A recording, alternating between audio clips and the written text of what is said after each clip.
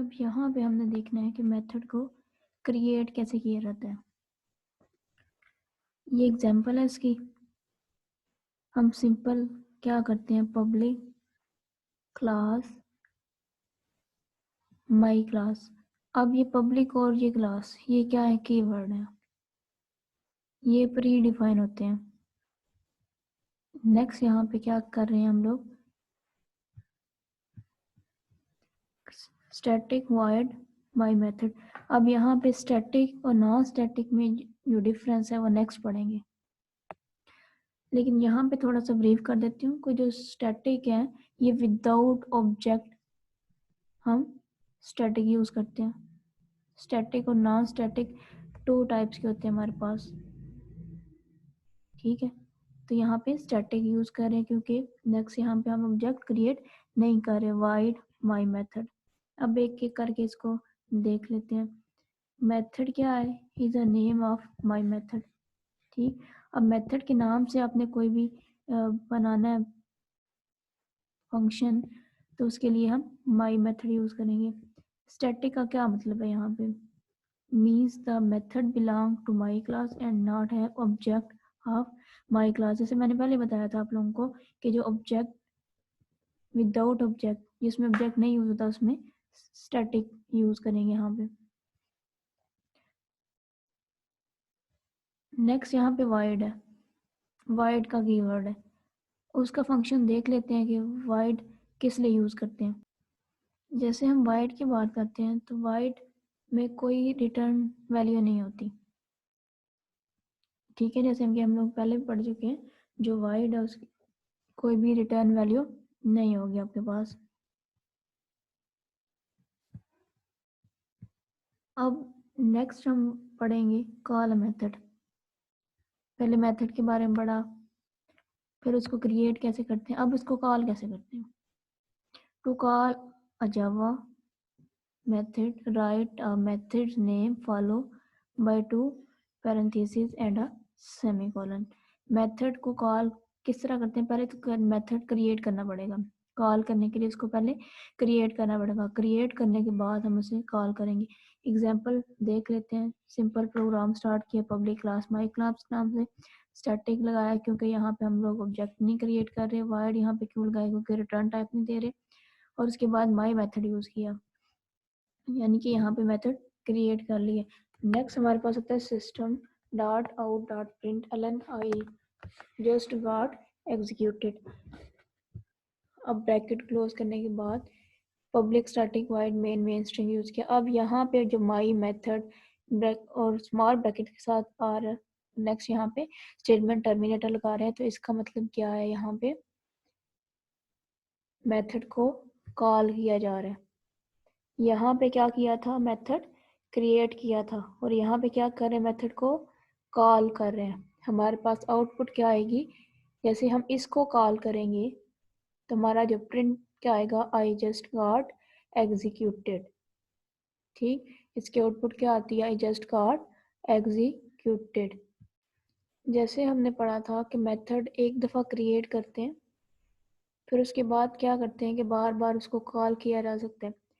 Purpose पढ़ा था method का, रीयूजेबिलिटी, रीयूजेबिलिटी के बारे में पढ़ा था। तो यहाँ पे मल्टीपल मेथड को हम यूज़ कर सकते हैं, जैसे पब्लिक क्लास माई क्लास, फिर यहाँ पे ये मेथड क्रिएट किया है, जैसे हमने पहले मेथड क्रिएट करने का मैकेनिज्म पढ़ा था। फिर उसके बाद यहाँ पे पब्लिक स्टैटिक मेन कोई भी स्ट्रिंग दे के आर्गूमेंट पास कर लो, माई मेथड ब्रैकेट्स और सेमीकोलन, ठीक है। या इसको स्टेटमेंट टर्मिनेटर बोलते हैं। एक दफ़ा मेथड कॉल किया, फर्स्ट आउटपुट आई हमारी।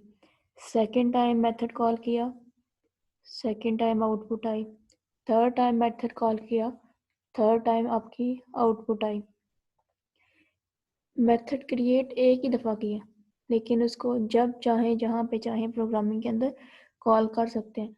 तो इसलिए ही मेथड को बनाया जाता है, ताकि उसको जब मर्ज़ी कॉल करें, रीयूज़ करें, उसको एक दफ़ा बनाएं और उसको बार बार यूज़ कर सकें।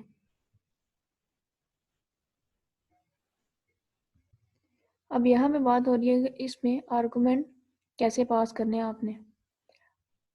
पैरामीटर और आर्गुमेंट के बारे में डिस्कस करते हैं। Information can be passed to method as a parameter. जैसे हमने मेथड बनाने का मैकेनिज्म पढ़ा था, तो उसमें कोई ना कोई इंफॉर्मेशन जब पास कर देते हैं उसे बोलते हैं पैरामीटर। ठीक है, parameter act an variable inside the method. ये भी एक वेरिएबल की तरह का ही होते हैं। जैसे हम दूसरे वेरिएबल यूज करते हैं, इसी तरह इनको भी यूज करते हैं, इसीलिए इसको पैरामीटर्स बोलते हैं। यहाँ आर्गुमेंट का नाम भी दिया रहता है। पैरामीटर है specify after the method name inside the parentheses. You can add as many parameters as you want, just separate them with the comma.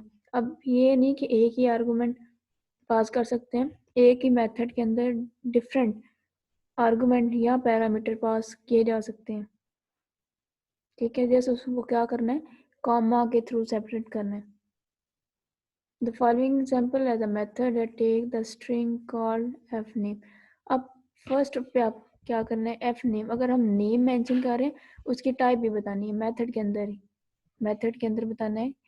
हमने देखा था कि जो नेम है वो हमारी स्ट्रिंग ही होती है, वो करेक्टर में आती है, कलेक्शन ऑफ करेक्टर्स होते हैं। ठीक, तो इसलिए इसके लिए हम टाइप यूज करेंगे string. When the method is called, we pass along a first name which used inside the method to print the full name. अब इसकी एग्जांपल देख लेते हैं कि वो इसकी वर्किंग किस तरह होगी और किस तरह हम क्या कर सकते हैं, आर्गुमेंट पास कर सकते हैं अपने मेथड के अंदर। यहाँ पे देखते हैं कि मेथड, एक प्रोग्राम के अंदर मेथड में जो पैरामीटर पास करते हैं वो किस तरह करेंगे।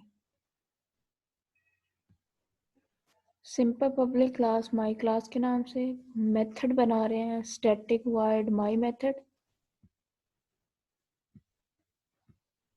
माई मेथड के अंदर स्ट्रिंग और एफ नेम, यानी कि कोई भी नेम हम दे रहे हैं स्ट्रिंग के अंदर, इसकी डाटा टाइप होती है स्ट्रिंग। ये आपने क्या किया, मेथड क्रिएट किया था, जो हम मैकेनिज्म पढ़ चुके हैं। ठीक, अब यहाँ पे जो मेथड के अंदर वैल्यूज देते हैं उसको पैरामीटर का नाम देते हैं, उसको बोलते हैं पैरामीटर। अब system dot out dot println F name string concatenation और दूसरा आर्गुमेंट यहाँ पे पास कर दिया। अब यहाँ पे एफ नेम, नेम के नाम से कोई भी चीज़ आएगी। अब जो भी नाम आप यहाँ पे देंगे, और स्ट्रिंग को हमने पढ़ा था कि डबल कोड के अंदर कवर करते हैं। जब हमारे पास कोई चीज़ प्रिंट होती है तो यहाँ पे एफ नेम फर्स्ट और ये सेकंड हमारा नेम हो गया और उसको कंकैटिनेशन के कंसेप्ट के थ्रू मर्ज कर दिया। अब ये मिडल ब्रैकेट स्टार्ट किया तो उसको एंड भी करना है, वहाँ पे एरर जनरेट होगा जहाँ पे ये जो ब्रैकेट्स हैं अगर क्लोज नहीं की जाती। पब्लिक, अब यहाँ पे मेंशन मेथड के अंदर मेंशन कर दिया। अब देखिए इसको कॉल किस तरह करेंगे। माई मेथड नेम फर्स्ट, ठीक, माई मेथड जेनी, माई मेथड एंजा। तो यहाँ पे हमने जब इनको फर्स्ट वाले को एग्जीक्यूट किया तो ये एफ नेम लाइम हमने एंटर किया और ये जो नाम है वो एज इट इज यहाँ पे आ गया। ठीक, उसके बाद जेनी, एफ नेम जेनी है यहाँ पे, और ये जो नाम होगा ये यहाँ से लेंगे। ठीक है, यहाँ पे जितने दफ़ा आप मेथड डिक्लेयर करोगे उतने नाम आपके पास शो होना शुरू हो जाएंगे, लेकिन ये जो चीज़ होगी वो एज इट इज़ आएगी क्योंकि आपने ये फिक्स कर दिया। फिर सेकेंड टाइम में जेनी आएगा और रेफरेंस ये यहाँ से आता जाएगा। फिर एंजा का नाम आएगा, यूज़ नेक्स्ट जो नाम है उसका वैसे शो होना शुरू हो जाएगा। तो ये था कि हम पैरामीटर को किस तरह पास करते हैं, किस तरह कंकैटिनेशन के थ्रू जो नेम है वो एक साथ आते हैं। अब नेक्स्ट हम देखेंगे कि मल्टीपल पैरामीटर कैसे पास करते हैं। ये तो एक ही पैरामीटर था, नेक्स्ट पैरामीटर या मल्टीपल ज़्यादा पैरामीटर आते हैं तो वो किस तरह पास आउट करते हैं। इस करने से पहले हम देख लेते हैं कि पैरामीटर और आर्गुमेंट में डिफरेंस क्या होता है। पहले पैरामीटर और आर्गुमेंट एक साथ यूज़ हो रहे थे, लेकिन यहाँ पे देखते हैं कि पैरामीटर और आर्गुमेंट दो अलग अलग चीज़ें हैं। पहले जब तो देखा तो वो एक साथ ही उनको डिफाइन किया जा रहा था, लेकिन अब क्या करते हैं कि उनको देख लेते हैं कि ये दोनों जो मेथड है, दोनों मेथड के अंदर जो हमने यूज़ किया था आर्गुमेंट और पैरामीटर यूज़ कर रहे थे, उनको डिफ्रेंशिएट कर देते हैं। फर्स्टली हम देख लेते हैं कि when a parameter is passed to the method it is called argument। जब पैरामीटर पास करते हैं मेथड के, उसके आर्गुमेंट कहते हैं। So from the above example f name is a parameter, जो कोई भी नाम हो सकता था, ठीक है। f name जो आपने प्रॉपर कोई नाम दिया था, वेरिएबल के तौर पे यूज़ किया था, वो पैरामीटर। अब जो उसके अंदर जो डाटा फिल करते हो, फॉर एग्जाम्पल जेनी है, जितने भी तीन आपने नाम यूज़ किए ये आपके आर्गुमेंट थे, ठीक है। पैरामीटर के अंदर जो चीज़ें पास करते हैं उसे आर्गुमेंट कहते हैं। जैसे एफ नेम है ना, ये पैरामीटर ही ओवरऑल नाम के लिए यूज़ हो रहा है, लेकिन इसके अंदर जो नाम यूज़ कर रहे हैं इसके आर्गुमेंट्स हैं। अब देखते हैं कि मल्टीपल पैरामीटर्स कैसे यूज़ करेंगे एक प्रोग्राम के अंदर। अब यहाँ पे क्या देख रहे थे कि मल्टीपल जो पैरामीटर हैं वो किस तरह पास किए जाते हैं और उनको यूज़ किस तरह करेंगे।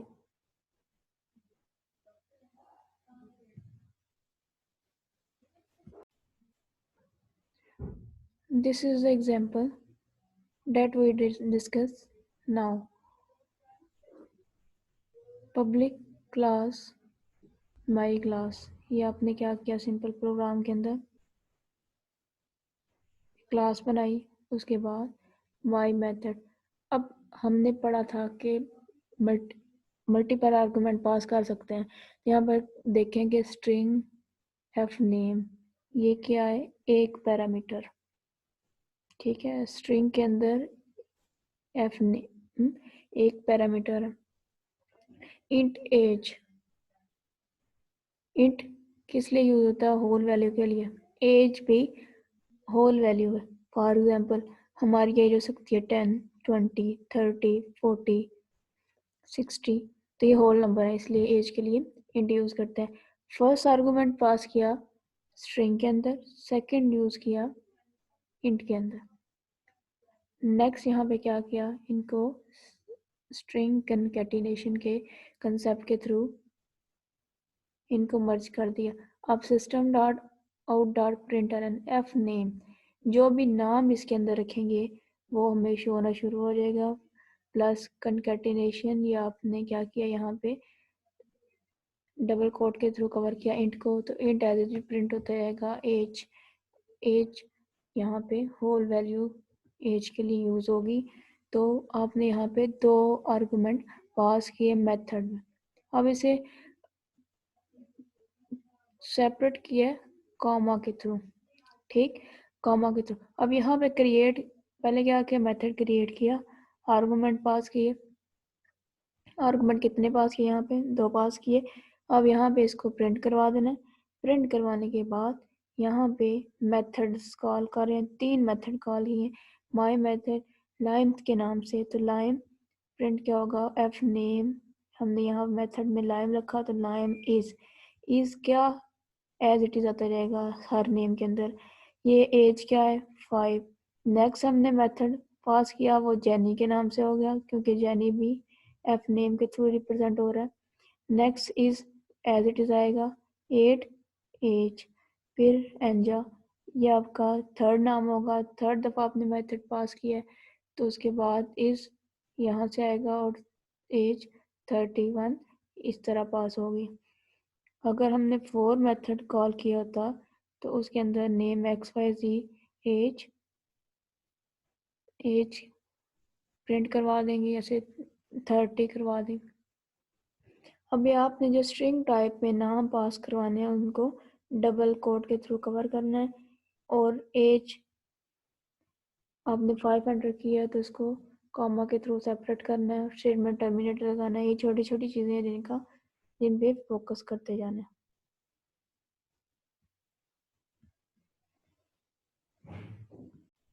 अब एक चीज़ का ध्यान रखना है यहाँ पे, वो कौन सी चीज़ होगी ये देख लें, नोट कर लें एक दफ़ा। Note that when you are working with a multiple parameter the method call must have same number of argument there are parameter and the argument must be pass in a same order. यानी कि जिस तरह आपने parameter set किया हुआ है, argument भी आपके उसी अकॉर्डिंग पैरा असाइन होते जाएंगे। जैसे आपने पहले नाम रखा हुआ है, फिर उसके बाद एज आपकी आई है, तो ये नहीं है कि पहले एज आप प्रिंट करवा दें फिर नेम प्रिंट करवा दें। तो ऑर्डर पैरामीटर और आर्गुमेंट का सेम होना चाहिए। ठीक है, जितने आपने आर्गुमेंट पास किया है मेथड में, पहले उनको क्रिएट करना है। जितने आर्गुमेंट क्रिएट किए हुए हैं उतने ही कॉल होंगे। ऐसे नहीं है कि आप नेम और एज ऊपर क्रिएट किया हुआ है और नेक्स्ट में आप नेम और एज के अलावा एड्रेस भी मेंशन कर दो तो एड्रेस मेंशन नहीं होगा। इस बात का ध्यान रखना है आप लोगों ने स्पेशली। अब यहाँ पे रिटर्न वैल्यूज़ किस तरह करवाएंगे? वैसे तो वर्ड मेन यूज़ करते हैं, वर्ड की वर्ड यूज़ करते हैं, जो ये शो करता है कि कोई भी वैल्यू हमने रिटर्न नहीं करवानी। अगर आपने कोई भी वैल्यू चेंज करनी है तो प्रिमिटिव डाटा टाइप यूज़ करेंगे। प्रिमिटिव और नॉन प्रिमिटिव दो टाइप के डाटा टाइप होते हैं। ये आपका पेपर में क्वेश्चन भी आ जाता है, right the difference between primitive data type और नॉन प्रिमिटिव डाटा टाइप। तो प्रिमिटिव डाटा टाइप क्या होती है? इंट, करैक्टर, जो फिक्स वर्ड होते हैं, ठीक है, जिनका पता होता है कि वो कितने बाइट लेंगे। Instead of wide and use return keyword inside the method. हम मेथड के बाहर रिटर्न का कीवर्ड लगाते हैं अगर वैल्यू हमने रिटर्न करनी है, अगर हमें वो वैल्यू चाहिए। जी, तो यहाँ पे एग्जाम्पल के बारे में डिस्कस कर रहे थे। एग्जाम्पल रिटर्न वैल्यूज़ के बारे में थी। रिटर्न जैसे हमने देखा था कि रिटर्न प्रिमिटिव डाटा को करते हैं, इंट या कैरेक्टर। अब मेथड यहाँ पे जब क्रिएट किया int my method int x, अब यहाँ पे रिटर्न वैल्यू जो करनी है वो 5 प्लस एक्स होगी। ठीक, और नेक्स्ट यहाँ पे माई मेथड 3 के नाम से वैल्यू क्या की, प्रिंट करवा दी। अब जहाँ पे एक्स की वैल्यू प्रिंट माई मेथड में जो वैल्यू थी वो आएगी, फिर उसके बाद 5 प्लस एक्स की जो वैल्यू है वो यहाँ पे आ जाएगी। तो इस तरह हम क्या करते हैं, रिटर्न मेथड यूज़ करते हैं वैल्यूज़ को रिटर्न करवाने के। In the above example we have passed, we have returned just one variable which was x. In this example we will return two values, that was x and y. Public class my class int x and y return क्या करवा रहे हैं, x और y दोनों की values. ठीक है, अब यहाँ पे इनका जो कॉल किया यहाँ पे इंट z माई मेथड 5 और 3। अब यहाँ पे ये तीन दोनों वैल्यूज आएंगी और आउटपुट सेम आती है यहाँ। ठीक, यानी कि दोनों वैल्यूज को रिटर्न करवा रहे हैं। फर्स्ट पे को करवाई थी, यहाँ पे दोनों को करवा रहे हैं। इससे क्या होता है, रीड करना और मेंटेन करना आसान होता है।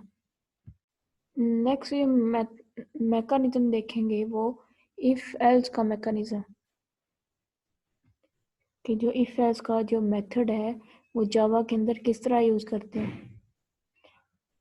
नेक्स्ट यहाँ पे एग्जांपल है public class my class static void check age int age।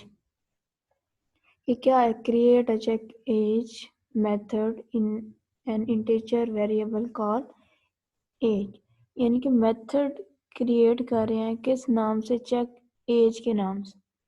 यहाँ पे आपने क्या किया, वेरिएबल इंटीजर के नाम से लिया है जिसको हम क्या बोलेंगे, आर्गुमेंट्स।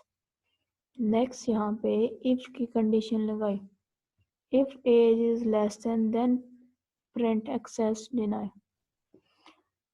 अगर ये कंडीशन ट्रू होती है तो फिर यही प्रिंट होता है, अदरवाइज ये प्रिंट नहीं होता। ठीक है, एज क्या होती है, लेस देन 18 हो जाती है तो वो एक्सेस ना दे और ये प्रिंट करवाए access denied, you are too old. If उसी कंडीशन में फॉल्स होगा जब कंडीशन ट्रू होती है, टू डायरेक्शन में मूव कर रही होती है। अब नेक्स्ट यहाँ प्रिंट हो रहा है, if the age is greater than 18 then print access ground.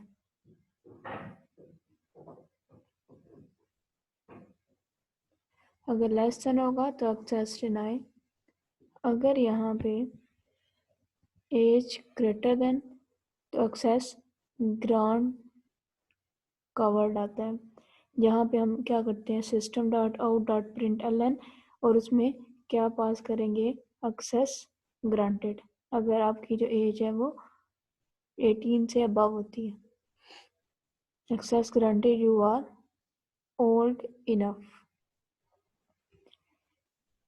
तो इफ उस कंडीशन में लगता है जब कंडीशन आपकी ट्रू होती है, फॉल्स की कंडीशन में आपके पास एल्स चलेगा। दोनों एक साथ नहीं चलते एट अ टाइम। कंडीशन में टू पॉसिबिलिटीज होती हैं जिसमें एक ने ही काम करना है, दोनों काम नहीं करेंगे। ठीक है,